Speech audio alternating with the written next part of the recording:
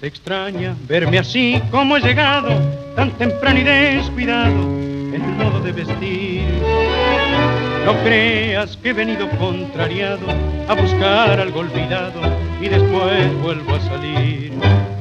Hermano, siendo tú mi compañero, un amigo verdadero, que conoces mi vivir, te ruego que me escuches un momento. Quiero hablarte del encuentro que me vuelve a ser feliz.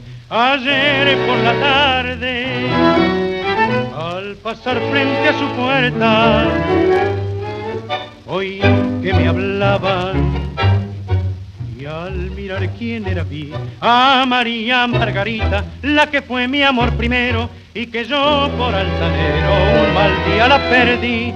Te juro que nunca me sentí tan apocado, estaba atontado, sin saber ni qué decir, pero luego comprendiendo que viví equivocado, prometí volver al lado de su amor hasta morir.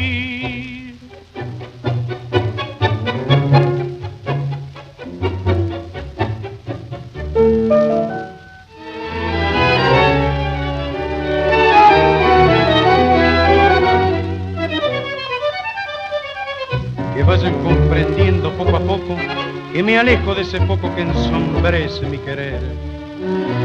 Y diles que mañana nos veremos y que entonces hablaremos a las 7 en el café.